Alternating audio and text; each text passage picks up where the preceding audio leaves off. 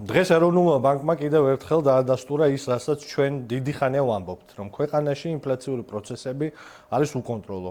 რეფინანსირების განაკვეთის ზრდა 0.25% პუნქტით, ეს არის უბრალოდ მშრალი ეკონომიკური გადაწყვეტილება, არამედ პირდაპირ დარტყმა საქართველოს 10,000-ობით და 100,000-ობით მოქალაქეზე, რომელთა სესხიც მიბმულია პირდაპირ რეფინანსირების განაკვეთის ზრდაზე და შემდეგი გადახდისას უკვე გაზრდილი ყოველთვიური შენატანის გადახდა მოუწევთ. ზოგადად, მაღალი ინფლაციის დროს ეროვნული ბანკები ნორმალურ ვითარებაში ზრდიან რეფინანსირების განაკვეთს და ზოგადად ამკაცრებენ მონეტარულ პოლიტიკას. მაგრამ ჩვენ ცხოვრობთ რეალობაში, შეგახსენებთ, სადაც 5 თვეზე მეტია ხელისუფლების აბსოლუტურად ყველა შტო, ვისაც ეს ეხება და არ ეხება. ირაკლი კობახიძის მეთაურობით და თამადობით საქართველოს მოსახლეობას ატყუებს, რომ საქართველოში ინფლაცია არ არის, რომ ფასების ზრდა გამოწვეულია ჯადოსნური მოვლენებით და ქვეყნის გარეთ მიმდინარე პროცესებით.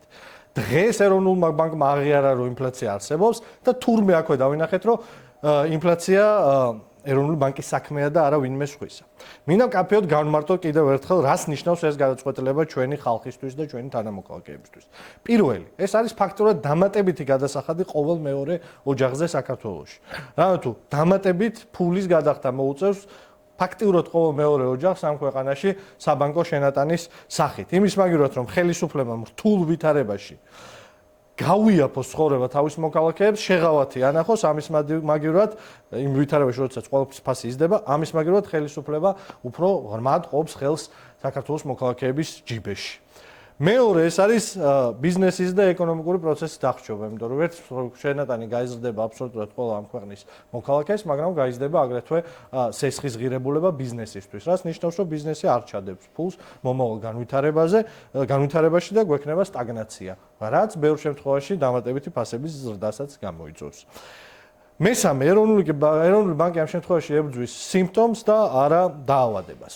ჩვენ ხო ძალიან კარგად გვესმის, რომ ის რის გამოც ინფლაცია ხდება ხოლმე ნორმალურ ვითარებაში, იმ ვითარებაში, რაშიც ჩვენ ვართ, არ არის ასეთი ვითარება. ანუ ჩვენ თანამოქალაქეებს ჭარბი ფული დღეს ხელში არ უჭირავთ და ამიტომ არ არის ინფლაცია გაქცეული. არამედ ინფლაცია გაგვირბის, იმიტომ რომ ერთი, აბსოლუტურად ყველა ძირითადი მოხმარების პროდუქტზე ფასი იზრდება, იმიტომ რომ იმპორტზეა დამოკიდებული, ყველა სახელმწიფო სერვისზე ფასი გაძვირებულია და ჩვენი მოქალაქეები ორჯერ და სამჯერ მეტს იხდიან ნებისმიერ სახელმწიფო სერვისში და კომუნალური გადასახადების ფასი გაზრდილია 1 აპრილიდან მოყოლებული. შესაბამისად, ეს ყველაფერი პლუს ინფლაციური მაჩვენებელი ჯამში ქმნის იმ არასტაბილურ გარემოს, რომლის კონტროლის ხელისუფლებამ გადაწყვიტა ეროვნული ბანკის მიერ საქართველოს მოქალაქეებისთვის სესხის გაძვირებით და არა იმ ნაბიჯებით, რომელიც გადასადგმელი აქვს იმისთვის, რომ საქართველოს მოქალაქეებმა ნახონ შეღავათი ამ ურთულეს ვითარებაში.